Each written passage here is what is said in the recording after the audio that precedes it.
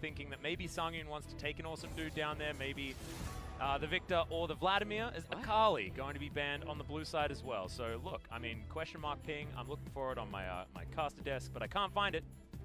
That's a weird choice. I mean, first pick Akali has been something that a lot of teams have been able to navigate around, but not going to happen this game. They've got a certain choice, and it might be the Urgot, as the Thresh is going to be banned away from Key. I mean, I haven't seen something this questionable since Korea at Worlds, but those 3 bans are really bizarre when you are the blue team. You could have first picked Akali, could have first picked Lucian. I don't know what they're even trying to gun for with the first pick. Knowing them, it's going to be Aatrox or Galio. Oh god, because Urgot whatever makes the least sense. Tal, just find the Urgot button. There we go. He listened to you. He heard you. Whew. Someone needed to tell him. No one was telling him on his own team. Okay, there we go. No. Oh dear. Stay. Stay. Alright, well. Okay, well, Aatrox is going to be locked in, and Ezreal is there as well. And we'll see whether we're going to be taking the El Clasico of the Urgot versus Aatrox. Whether that's going to be mid or top is the question now. Flex picks abound. Ezreal locked in for Teddy is a no-brainer. That one I can get around, but if that Aatrox was instead Tahm Kench, that'd be really cool. That'd be a much safer and more versatile pick that would allow them to see how Hanwha Life wanted to develop the rest of their draft. Well, they want to do it by picking themselves up a Kai'Sa, and they can take the Tahm if they would like to, deny it from Marta, and also pick it for Key, and keep Sangyun as safe as possible on the bottom side of the map. So that would be the choice I would go for if I was drafting for them, but I am, of course, not. And they might go for a different priority pick here, potentially the jungle. And the Braum is considered instead of the Tahm Kench. That's very peculiar to show it face up. So now SK Telecom here, they can just actually pick support because no junglers have really been hit, and that is what they end up doing. They take the Tahm Kench. Feels like a no-brainer, right? Yeah, it very, very simple face-up draft so far. And now if you're SK Telecom, you try to pinch the jungler pool. I'm assuming there's no real reason to try to pinch mid when you already have the counter pick for it. And they can go with a whole lot of different things here. I'm just trying to work out what pairs with this particular composition very well. And Zoe actually does come to mind as being an option here for SKT rather than which is surprising for Hanwha. So they are going to ban it away. Not going to see Tempt playing that champion. Lissandra already banned away from him. Sad as it is, I mean, Zoe is considered one of the counters to Galio. And so maybe SK One Trick is getting ready for another Galio composition. Galio and Aatrox on the same team. How are we feeling? I'm taking a trip to Severance at the end of this cast. Severance, the name of the big hospital chain in Korea. Yep, there we go. He needs to have his brain repaired. Yep. As Olaf going to be banned away here, so you mentioned pinching the jungle pool. We finally got there. On the side of SKT. I can already feel it. I can just feel the big gargoyle. He's gonna get banned. There we go. Thank Saved. goodness. Yeah, safe. Safe. Baker looking. He's like, wait a minute. We didn't anticipate this far. Looking at other champions right now. Not quite sure what to make of it. He's going through like the collection list. And like that's a Scion. Okay, that might mean that Fake is going to be taking the Aatrox to the mid lane, but could also be flexed, of course. We know Scion just likes to be a sack of meat wherever he wants to go. But it means a lot of global pressure now with the Abyssal Voyage as well as the Choo Choo Train and the Unstoppable Onslaught. I mean, this means that Elise or Sejuani is going to be coming out for SKT because apparently, despite being one of the most popular and powerful junglers in Korean solo queue right now, Karthus, no one picks him. Nope. And even though there's an enormous amount of physical damage on SK Telecom right now, and they need a heavy-hitting AP jungler, they have a self-sustaining bot lane, they have a self-sustaining mid lane on the Scion, who's a neutralizer. He doesn't allow anyone to really do anything to him. That's a perfect opportunity for Karthus. I'm going to keep talking about this until... I know. Until someone picks it, for goodness sake, that isn't Spirit. As Tal going for the cannon. All right. Theoretically could be flex to mid, but I'm not assuming that that is going to be the case. And the cannon going to be able to abuse either of these matchups relatively effectively. Karthus. No. I mean, means Clid will be taking the Aatrox into the jungle, and I Something like that like- more than being top lane. Well, there's the Elise. Because we talked about how Alright, they need a that's gonna heavy hitting AP champion. Uh-huh. There's very few options that are actually available in the jungle. Sejuani's there, but the enemy team already has a Braum. So, and it's also a little bit difficult to hit the Kai'Sa, so not the best AP champion. You're looking at maybe an option like Gragas, but he's not really getting picked that often lately. So Elise is a champion that is coming back, especially with the jungle experience nerfs. It can help aggressive junglers with the rubber banding, whose kits are extremely powerful at one item, and Elise is one of those champions. She only really needs one item to be effective because of how obnoxious her damage is at base, but also the cocoon. Yeah, the cocoon is really the thing that makes the difference, as well as then shifting into spider form and being able to get out of situations with the repels. So I don't mind the pickup, and we saw Peanut have some success on the champion despite it being a little bit hit or miss. So SKT trying to deal with the fact that a lot of their composition is physical. Ezreal, of course, you can't ignore the fact that he does half magic damage, and that True Shot Barrage, if you don't have enough magic resist, will basically cut you in half in the later stages of the game. So SKT will round it out with the Elise, but didn't necessarily need it. But looking over Hanwha's side, this is about as front to back as a team comp you can get. In fact, is this almost exactly the same as Genji's team composition? Yeah. Except this time, Thal is on the cannon. Yep. So that is how to say it in Korean. Fans need to be, you know. I might hit you guys with with the Trundle one trick. Right. Might hit you guys with the Kassadin, yep. the Aatrox, but at least I don't hit you with the Tuha. Yeah. All right. But I mean, that is his name. So why would you say it, LS? Come on, that's ridiculous. Hey, I said Ed. You Remember? did. MVP Ed. Oh, you did. Let's hear from the fans.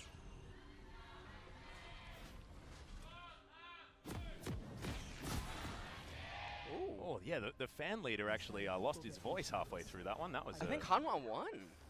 Almost. I feel like we're on the SKT side, so I feel like my ears are a little bit biased towards SKT, but it was definitely a bit of a Hanwha cheer, That was very interesting.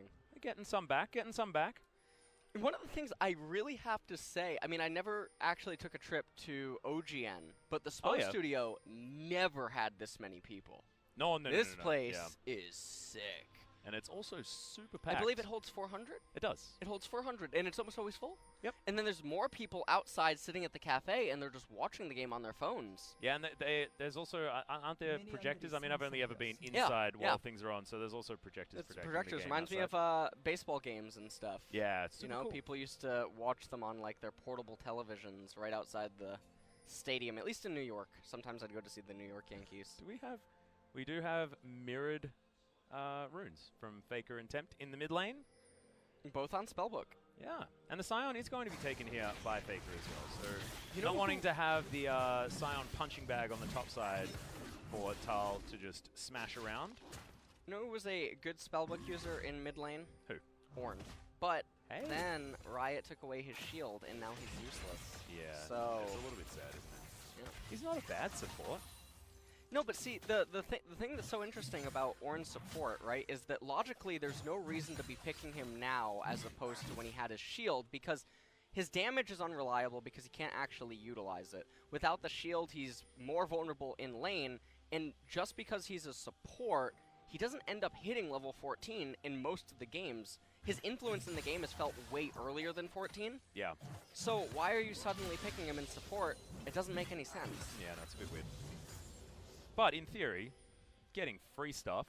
Yes, if you get to 14, right? Yeah. So, I mean, Jin Air versus Genji, I mean, that should be a priority pick. I mean, as it turns out, I think you could just, any Genji series, just pick on support, you know? Pick on support, Viger, Scion, Nasus, let's go. Let's use the dirty S word over and over again as much as we can. That's what I'm saying. I went for the old Susan. Love Susan on the top side. As Faker does have the wave at a pretty safe spot right now. I don't know whether he actually spotted the Lee Sin, but now going to see him as the Q's going to hit a minion, and Faker taking actually a lot of damage. Mono takes a bit of a hit back. Clid can set himself up here, actually. What? No, going to put a ward down. Wait, he could have just chunked him. Wait, what? Discovered, steals it away. Yeah, I thought that maybe... That was really weird because Aatrox had priority, and he could just have chunked and deleted him and still accomplished getting the Scuttle Crab. So, very bizarre choice right there from Clid. maybe thinking that he was on a Well, ward? now he can chunk him and has the help of his good friend Blue Buff. Bono in so much trouble. The smite goes down. It's taken by Clid, though. And over the wall he goes. Not enough to get the repel. Oh, dear. That was so close. I mean, still net gain for Clid. Steals away the buff and gets everything else. But, man, that was so close to a first blood solo kill in the enemy jungle. That would have been exactly what he needed. Just a little bit too slow on the pull. He could have flashed, but he was going for the pro play, which is, you know, when you're a pro gamer, you're this good at this game, and you're Clid. Normally, you do hit that repel 9 out of 10 times. Exactly, and I felt like he was in range. It was, like, very, very close to being able to get it. There's Tempted Faker trading blows. Sion is okay, but doesn't have any charges of Discorrupting Potion anymore. Charges the Decimating Smash, but thankfully Purge exists, so Tempt is going to be more than fine here in the mid lane.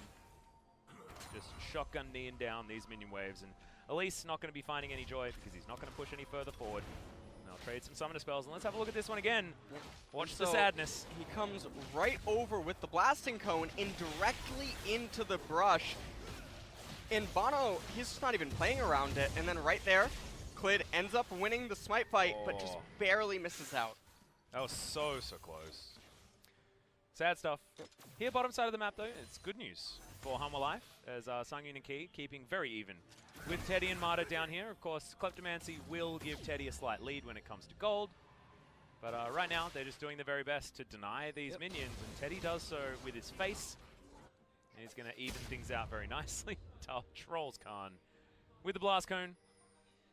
But Khan's been having a pretty good time up here on the Aatrox. We have to remember back to the fact that he picked up that Aatrox and got highest damage in the game by an extraordinarily large margin in one of his more recent performances, but I believe that was in a patch gone by. I also have to say that I think that the Kennen is a testament to Korea is starting to lose creativity with what picks are going to be picked up, because Riot, for the last few patches, they're only continuing to gut champions. And it's leaving the remaining pool very weak and vulnerable. And usually when that happens, the stat checkers start to re-enter into the meta. So you start seeing Orianna return to mid lane, Syndra, LeBlanc, asking, can anyone actually stand up to us? Whoa, that's a Flash Cocoon. Lehen style on the top side. They may still just get this kill as a repel. He's going to stay in the sky for a very long time and decides to go back. As Khan does have the World Ender and picks up the first blood. Doesn't even need to revive as he has to flash in the end because turret aggro reset it. That is a bit frustrating. But trading a flash on the top side, 2 flashes I guess for 1, but still getting first blood. It's okay. He could have just gone over to the right-hand side. Let's take another quick look at the replay. So Flash Cocoon doesn't end up connecting, and Thal right there with the Slicing Maelstrom. I actually thought maybe he would be able to get away, but not quite, as Aatrox would have been able to reach. And then right there, we saw the aggro. Yeah, cut it. Cut the video. Cut the video. Nothing more to see here. This camera guy is an SKT fan. Yeah, damn right he is. Perfect. Perfect stuff. That's how we do. That's some bias if I've ever seen it. And look at Elisa's playstyle. This is the thing I was talking about. She favors rubber banding in order to get her experience from the camps. She's not a jungler that wants to constantly be farming camps. That's the Cocoon. Lands it this time. And Umbral Dash gets Khan in range. That's a free one. Teleporting back to lane feels real bad as Marta here in the mid lane to protect Faker. And that's a pause to ask why the Tahm Kench was actually there. Guys, it's not fair. Yep. All right. Not entirely sure what's gone wrong here. Well, let's... Ooh, it might be Faker that had a little bit of an issue. Faker... Not sure what it was. We will get an update, guys, and we'll keep you posted on why this one has been paused. A little bit of an incredulous look on Marta's face, so maybe Marta says, oh, just deal with it, mate. He's not Australian. Oh, he's Korean, but I'd assume he'd say it's something like that, but the Korean version. Yep. And the thing I was just talking about with Elise is she's not a power farmer.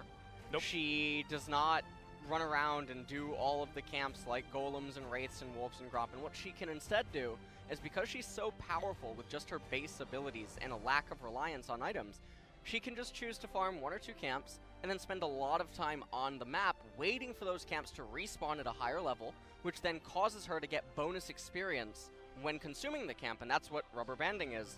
And she makes use of this like a few other junglers in the game, very, very, very well. And it makes it so that even if she only has one item, she's so effective at applying so much pressure on the map that when her laners have priority, she's a menace. Yeah, absolutely. And of course, an Elise gank is a terrifying thing to deal with in the early stages of the game. So making it work very, very well so far is the old Clid. So we'll see whether he actually heads back to top lane, because at the moment it feels like that one's a wash, that one's done. Go to the next one and see whether you can win that by yourself as well, because punishing Bono in his own jungle, then grabbing first blood, then getting a return kill, I mean, that's about what you want from a pressure jungler like that. And we do have word. It's a slight issue with Faker's headset, and apparently he doesn't need a headset because we're back in the game. Well, this is a replay. Oh, it's a replay. Got it. I was going to say, whoa, we fixed it instantly. Yeah. I know we have been here today where we've seen insanity repeat itself many, many times, but you can't blame me, can you? Like right here, for instance, if Khan just doesn't push the wave, it comes into him, and then Elise can gank again immediately after red, but I do think I saw him casting Q on the wave, so I'm about to lose my mind. I swear to God. Oh, man. If only LS was a coach for every team. They'd all be doing push-ups after the game, I swear to God.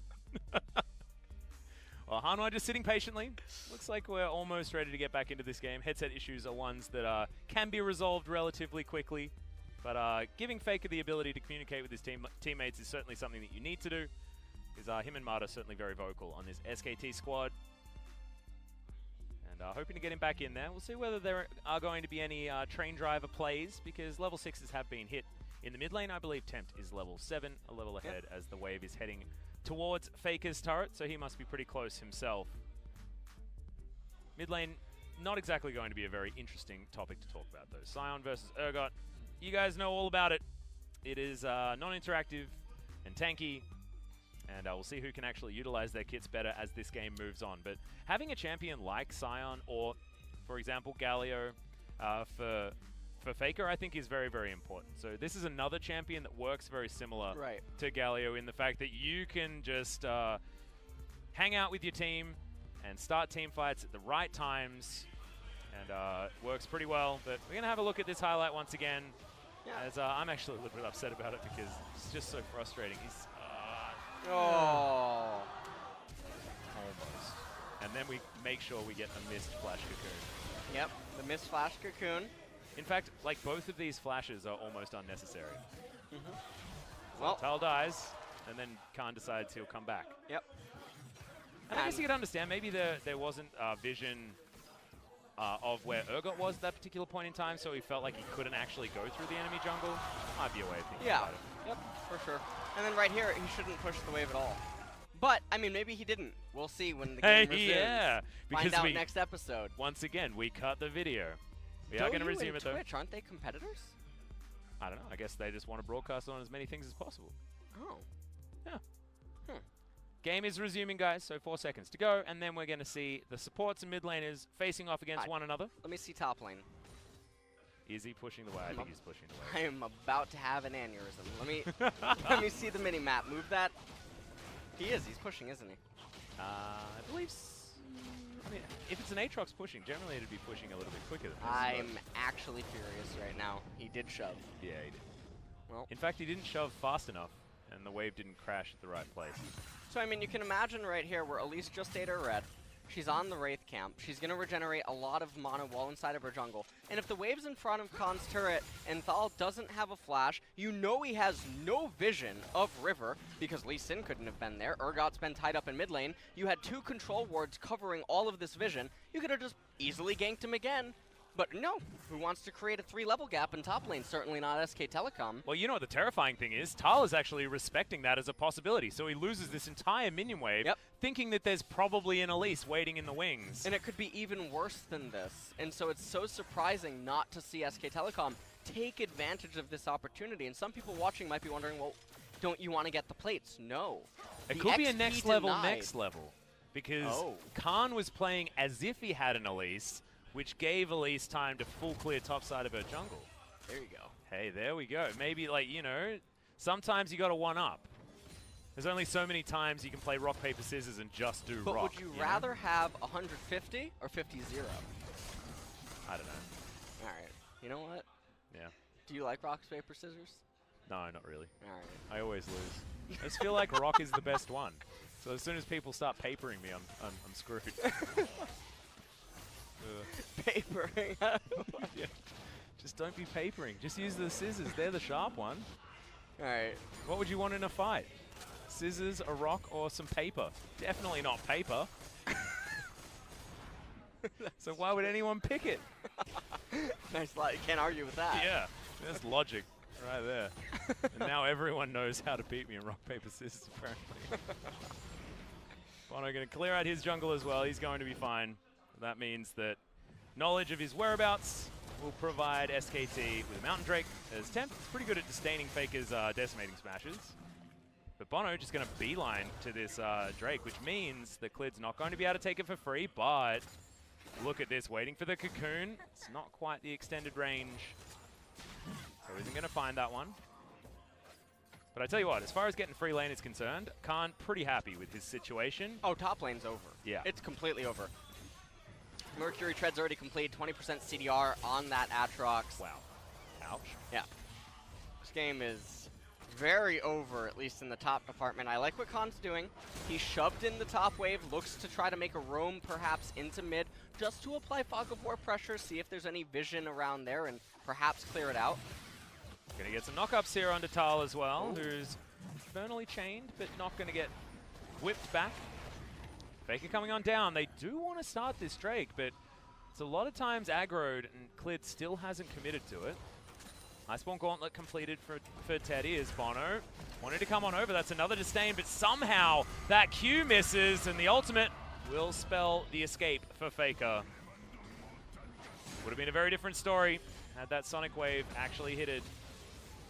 It didn't. What if Galio is just Scion with armor on? You ever thought about that?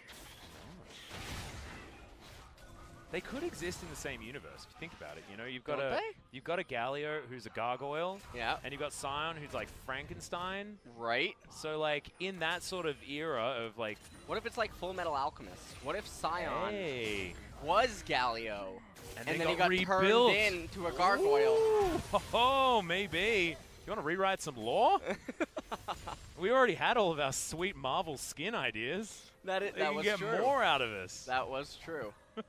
Hulkbuster Galio needs to happen. Yeah, that's real cool. All right, we're going to have to might pay for some royalties on that one, but we'll see how we do. Khan continues to shove things out topside. 2-0-0 for him. He's got the only bounty of the team on his side. Faker is building a lot of armor. He's got about as much of it as he'd want. Warden's Mail as well as his Ninja Tabi. And now I think going to build towards the Righteous Glory as he's got 2 different colored rocks in his back pocket. But coming on over, I wonder whether there's going to be a bit of a battle here, but nope. No. He just takes down the Rift Scuttler. Everything's fine. Khan just looking for something to do in the river. And Rift Herald could be the option as, oh my goodness. It's a tale of missed repels today. But I like the idea. What he's trying to do there is maybe they're aware that there's the ward inside of the brush, and so that actually could be giving false security to Hanwha Life. And then they just think, well, they're not on the Rift Herald. Well, Faker just exhausted Tempt. Didn't quite work out. He'd already teleported back to base, but now we'll have the flash available. That's the ultimate. Flash immediately from Teddy. A lot of respect given here by SKT, but Marta still not out of the woods yet. Unbreakable is going to wear off at exactly the wrong time for Hanwha as Clid comes on down. Bono here for the counter gank. But SKT, they sacrifice a lot from Marta, but Teddy's still very healthy. Yep. And now with the Mountain Drake alive and well, teleport is available on Songyun though, so even though Braum is missing a bit of HP and some mana, it's not the end of the world. Should still definitely be able to deny the capture of that Mountain Drake. And now Khan, this is the problem when you get an advantage in top lane, but then it just sort of locks because you can't actually kill the opponent.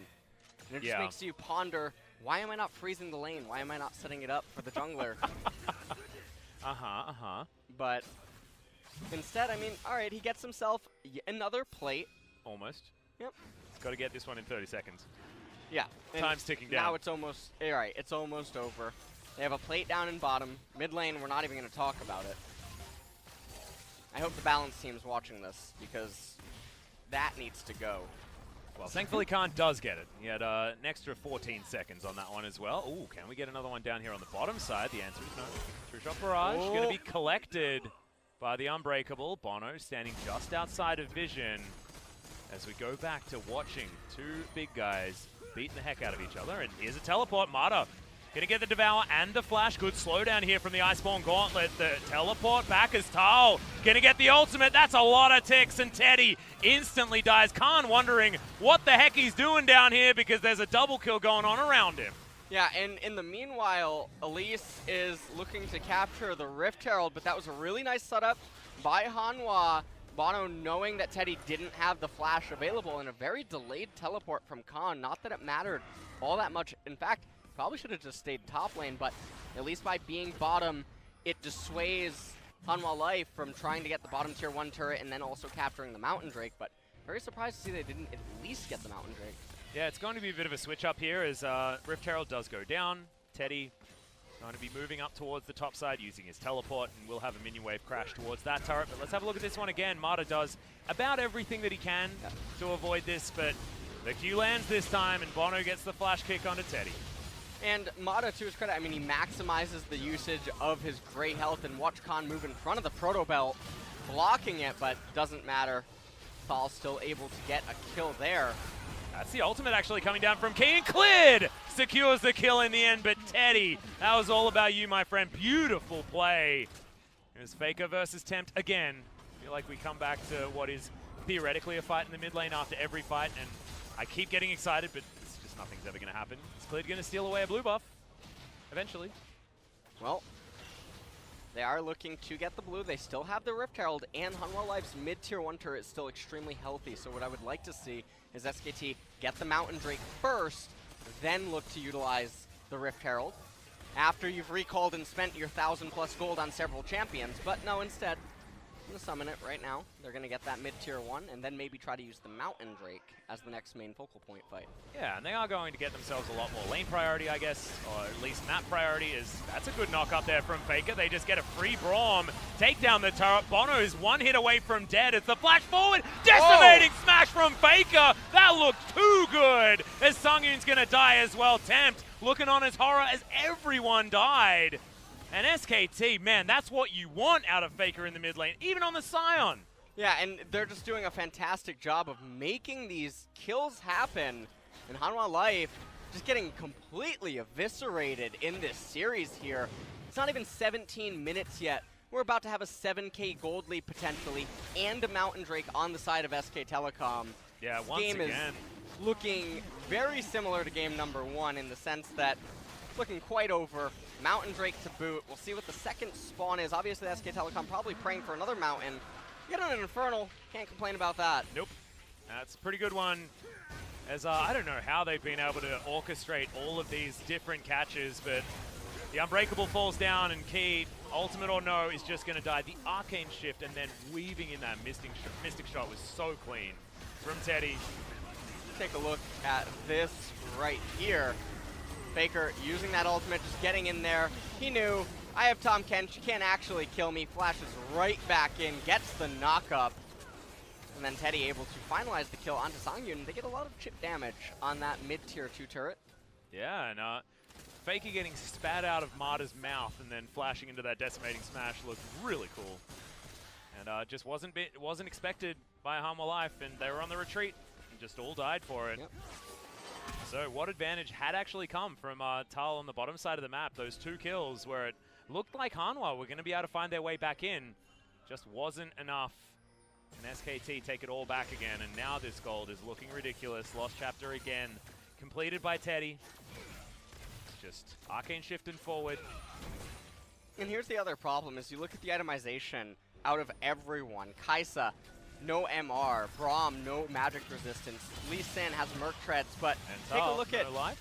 Yeah. No, he's going to be okay.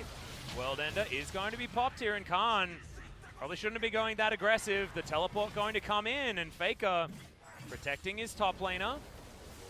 Oh, okay. Oh, he got it canceled. I'm like, wait a minute. That's an interesting one, but Tal's just going to go down. Cancel does come in, I believe, from Tempt on the bottom side. Yep. To stop the Scion from entering the fight. And Teddy and Mata, they come in instead and finish things up. And now the mid-tier 2 turret surely going to fall here. All right, there's the train. Unbreakable. Not going to be enough to get rid of that damage as Sangyun has to get the hell out of there with his ultimate. True Shot Barrage picks off the Kai'Sa. They're in a choke point. Teddy having a field day on the Ezreal. Really nice aim, and they'll take 2 inner turrets. It looks like SKT has Baron right now without even having the Baron. Yeah, this game is completely turning on its head. And this is what you would like to see with these kinds of gold leads and what you would expect out of a team of this caliber. Yeah. And, you know, coming into the series tonight, we were talking about, well, who's the 3rd best team in Korea? Don't let the standings deceive you. SK Telecom does look a lot cleaner than Kingzone. Oh, absolutely. Well, this is what we wanted from Kingzone, to prove to us that they deserve the position that they had on the standings, because it was 3-2-0 victories in a row. And then the fiesta that we had versus Genji earlier, this is the SKT that we came to expect from the Kesper Cup. Right. And right here, even though Bono was here and they were able to get Aatrox's passive, they're respecting the teleport, but a bit of miscommunication, because you have to assume that Tempt is saying, I can cancel it. Yeah. And I don't know what they're talking about right now. And this is a Hanwha squad that has been good at communication, that has been able to be better than the sum of their parts, as we've said multiple times on this broadcast. The True Shot Barrage, all too easy for Teddy to grab that kill. Hit 4 people with it, though. Didn't need to do it that well. Just needed to hit the old Kai'Sa. Almost 10k gold lead now. Infernal Dragon coming up in a minute and a half. And the thing I was commenting on earlier, look at Lee Sin's magic resistance. He has 67. Kennen has 34. I believe Kai'Sa has 34. This means that Elise, with the Oblivion Orb and Sorkpan boots, she's dealing true damage to these champions. It is such a problem for Hanwha Life to try to teamfight, because without Sangyun, Thal has to go in to the middle of a Sion, Aatrox, Tahm Kench. He's going to go down. So then where do you get your damage? Certainly not from this gimped Urgot in mid lane. Nope. And Urgot not necessarily known for doing a massive amount of damage anyway. They need Sangyun to be able to perform. They need Thal to be able to be feared on the flanks. But right now, the Kennen comes in. They just don't care. What? Like, Marta will probably just eat him. Right. Or Faker's just going to knock him up, and there's nothing that can happen. Yeah, exactly. And Marta has taken the exhaust on this Guardian Tahm Kench. And Faker not respecting the Kennen damage at all. And why would he? And this is also another thing with Kennen, is these champions that they have to get ahead, or they have to have dream scenarios. Sangyun actually going to dive on forward. Killer Instinct is going to eat the shield, but Faker used his ultimate there. Looked like it was in a weird direction, but nothing's going to come of it. As there's the flash in. Tal wants to find it, but Teddy in the right position. True Shot Barrage means that Tal just does absolutely no damage and dies basically instantly. That was what Hanwha wanted, and now they're going to find everything. The knockups, the decimating smash, the Q coming in from the Aatrox, and Khan helps just wipe the floor with Hanwha Life. Abyssal Voyage means they're not done yet. Key gonna go down, Infernal Chain's not going to arm, but Tempt is dead on the bottom side, and SKT are looking for a clean ace at 22 minutes with a broken base already. Yeah, I actually think this is the game, because Faker, even if they kill him, Sion passive is able to persist on, but the members coming up, I mean, you have Thal, but he doesn't have his ultimate available. There's a sizable minion wave demolish on some of these champions. Yep, we are going to stack up these Demolish procs, but look, both Nexus turrets dying at about the same time. 5 members of SKT closing in on this Nexus. Okay. They are going to back away as Tal doesn't have Slicing Maelstrom. SKT, they are going to back away from this one. Q just going to go completely wide from Bono. Unfortunate. Maybe was expecting an arcane shift in a weird direction or something like that. SKT will go back. They've broken open the base. And there's no more Nexus turrets remaining. Yeah, and so the mid inhibitor is now a legitimate, very scary threat. We take another look at the team fight. Just like we talked about, Exhaust goes down instantly on this champion that has to dive the backline. Doesn't matter if you dive the backline, you don't have any damage. And then Aatrox telling them they all done goofed as he reaches the backline with ease, and it just doesn't matter. It was slim pickings for the SK Telecom all-you-can-eat buffet. I feel like this is the Aatrox that went to Oshak Hennessy's office and got the advice that he needed, and has come back a new and better Aatrox. Well, he is definitely present. Yeah. If you know what I'm talking about. So Timothy. Oh man, I love that video. I love that video so much. How about an Infernal Drake? SKT will pick that one up. Looking to go to the Baron next. You can see the on the way pings. There's a lot of vision available for Hanwha Life, but not for long. As I don't even think SKT need to really bother about clearing it out, because who the heck is going to come on in and try and steal anything? Bono put his face near that Baron pit and die instantly. SK Telecom looking like they have a neat freak OCD type thing. They're so careful with everything that they're doing. Drilled this into them, drilled it into them over and over again. You saw Khan underneath outer turrets with Exhaust Ignite. As in goes Faker, but he's going to crash into the wall. I don't quite know where that was going. Looking like Blizzard stocks to me. Train to boost on. So, know what you want.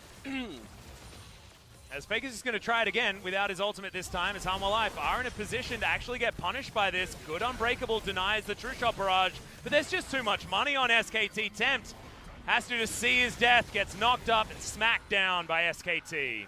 And that's going to be the end of the game with Urgot falling. There's no way the Hanwha Life team composition can resist this. Down 15,000 gold in an Infernal. Yeah, 15,000 gold, but also there's no Nexus turrets here either. Oh, that knock up onto Sangin was disgusting as Bono takes half of his health bar just from incidental damage.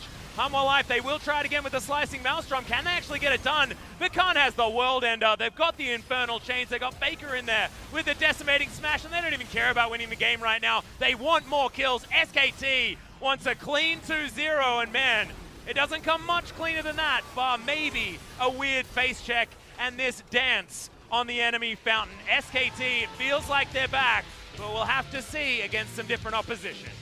And tonight's series, very, very decisive in one-sided. Yeah. Whereas the SK Telecom versus Hanwha Life games tonight, and Faker on the Scion actually did quite a considerable amount of work, and it's such an interesting dynamic. He's playing these tanks and these engagey champions because he actually has teammates this year. So he does. And also we saw like those plays with like the Faker of old, that flash decimating smash right on the edge, getting the knock up that allowed them to snowball through the mid lane so much more effectively. This felt like a Faker on, you know, years gone past form rather than the form that we've been seeing in some of these games, especially against Sandbox and Griffin.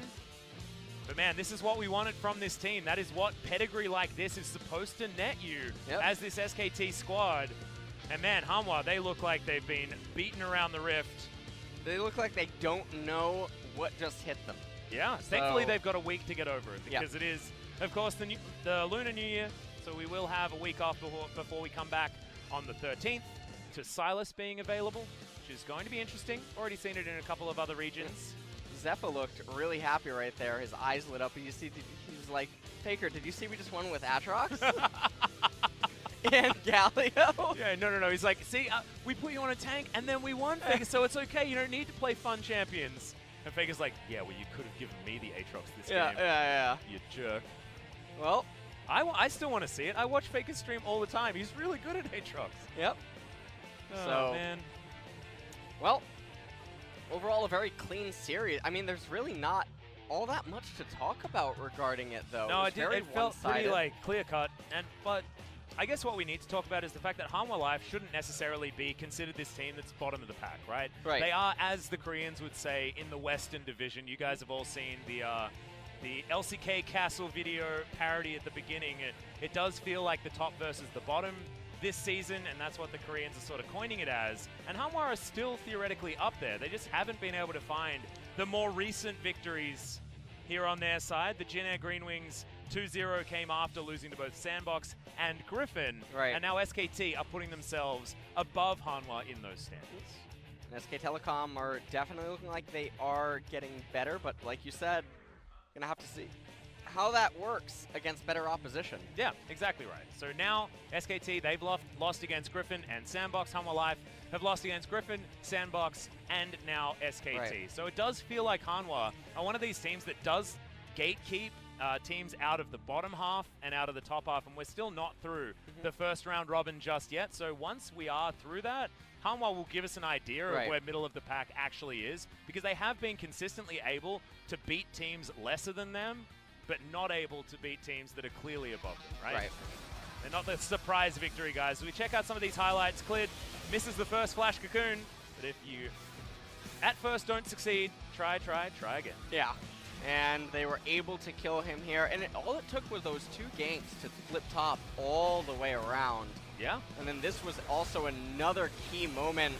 Faker gets the knock-up, ultimate combo right into Key.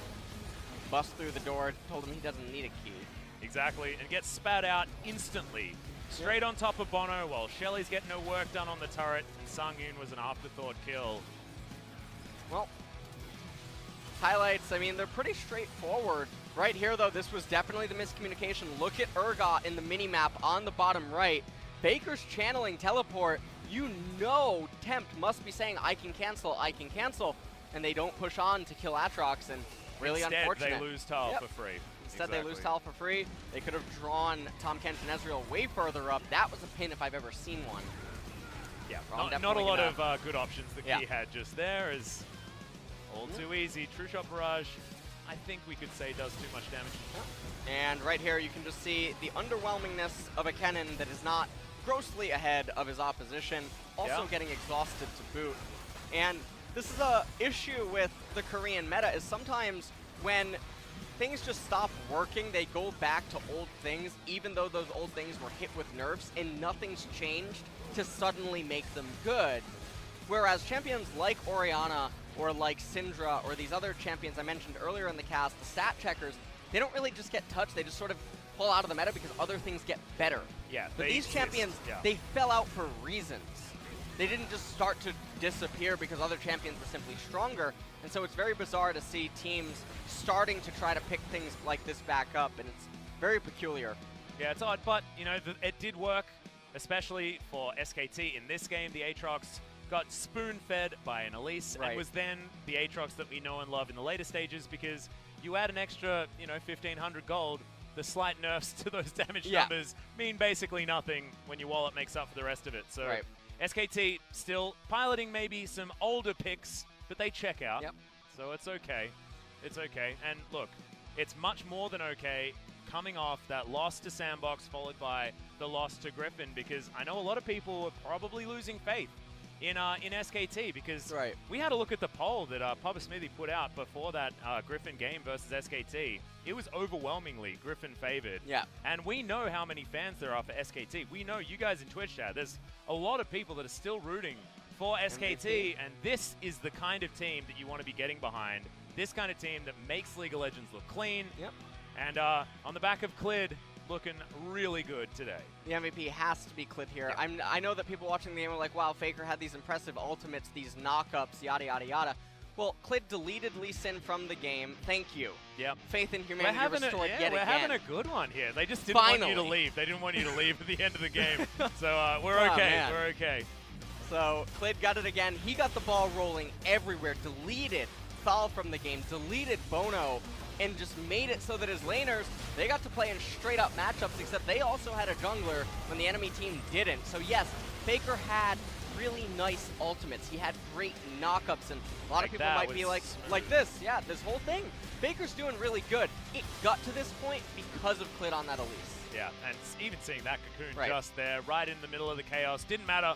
Was able to land it onto Sangyun, the priority target, and that was probably the most irrelevant Kai'Sa that I have ever seen so far in the LCK.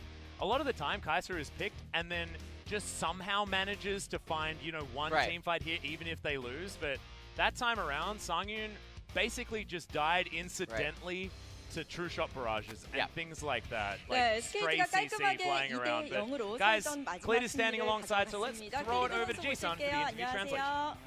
Thank you very much, guys. This is Jason with today's last interview translation, and we're going to be joined by Clid, his solo interview here at the interview stage. All votes went for you, Clid, today. How do you feel? So yeah, this was the last game for the first round robin, and also before the long holiday break, so I really wanted this win. Teddy is not joining with you for the MVP interview. Is there any message for him?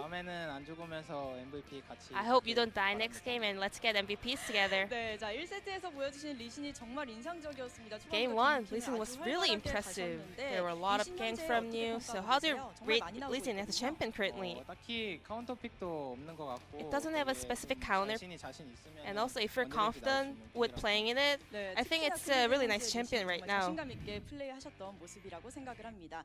자, 초반에 여러 가지 바텀 갱이 많이 There were a 나왔는데 lot 그중에 of 첫 ganks in 번째 the 바텀 bot 갱 lane 얘기를 especially. 해볼게요. So the first gang here, 아랫 라인으로 쭉 오셨단 you were going 말이에요. through 그때 you're 어떤 avoiding the 상황이었나요? vision of the opponent. So whose call was that? Mara told me in advance that the opponent can be here, so I actually expected there could be a ward, but yeah, we were lucky to pull that up and make a kill over there. Flash, ult flash. Were you confident enough? Yeah, I always have confidence, 네, and I 알겠습니다. calculated 자, all the 이렇게 thing 두 over 번의 there. 바텀 랭킹 이후에 경기가 이미 기울었다 이렇게 평가를 하셨는데 So after those two ganks in bot lane, kind of turned the game to SK Telecom's side. So were you having a confidence that you're going to close out the game easily? Yeah, when the Baron popped up, I had the confidence that we were really in a lead and we will be able to close out the game. And Khan played Akali for the first time. What kind of strategy was going on over there? All the players in our team can play all the different champions currently, and especially Akali is a really good champion in the current meta, so that's why we went with top Akali today. 모든 게 다 준비돼 있다라고 말씀을 하셨는데 오늘 칸 선수가 아칼리를 들고 나왔습니다.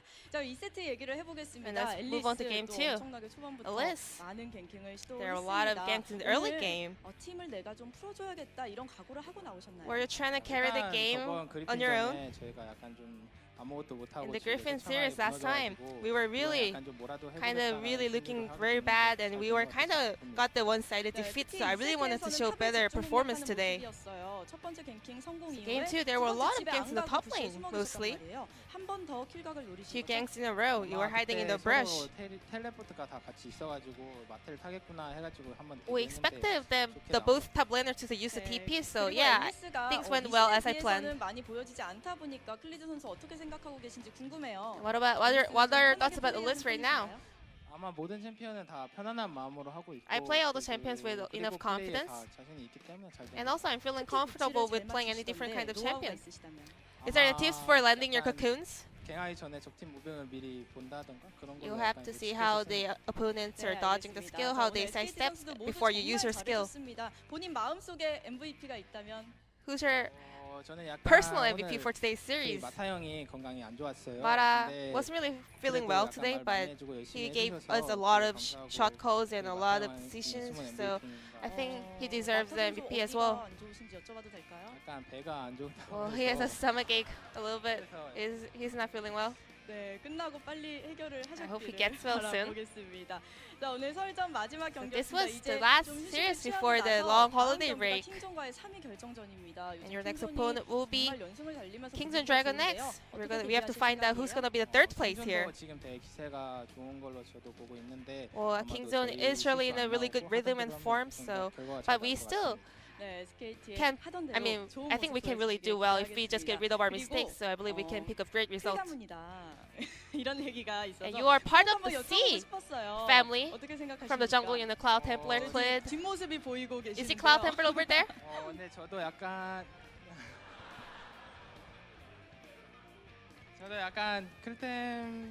Well, I really like Cloud Templar. I feel really honored to be called as a C family. I'm really thankful for that comment. So congratulations on your win today, and hope you have a really good rest during the break. Let's say goodbye to the fans. Bye-bye. Thank you very much, Ji-sun, for the interview translation. Great to hear from Clid. And I'm glad that Cloud Templar acknowledges him in his camp as well. That was adorable. When the Korean cast came up on screen, I'm like, oh no, we're supposed to be ready, but actually they were just, that was part of the interview process. Family? Yeah, the C family, because their names start with the same sound, I guess. Can I be part of the C family? I'm a content creator, caster, coach. Oh, yes you can. I was like, your name's Nick. So no, like, that's what I was going to say. I mean, I can't because my name's Max. All right, let's bring it back to the League of Legends, guys. We have a look at the standings at the end of Week 3. SKT do manage to solidify their spot in third place with that 2-0 victory, but only 4-2 means that Griffin and Sandbox well and truly out in front. If teams have lost, it is generally against both of these teams, and Griffin getting the better of Sandbox in the last matchup, 2-1. So the western side, Hanwha Life are still there. Kingzone still there after their 2-1 victory that they shakily got today, but we'll be back on the 13th of February. Hanwha Life versus Gen G, and then SKT versus Kingzone, which is all of a sudden very, very interesting. And after a long break like this, let's hope that Kingzone can get their mental back into gear so that we don't see what we saw from them against Gen G. Yep, and I mean, SK Telecom, they are looking like the third best team in Korea right now. Sandbox, still second. Griffin, I mean, they did drop one game, but they are still looking like a machine. They are. And they've still got to go up against KT and Afrika Freaks, two teams that most of our, Western side, as the Koreans would say, have had pretty comfortable victories against. But there's a chance that these teams can offer some, I guess, upsets. We'll have to see what happens, guys. Happy Lunar New Year to everyone. Thank you so much for watching for the first 3 weeks. And we're going to go put our heels up, and we will be back for more sweet LCK action.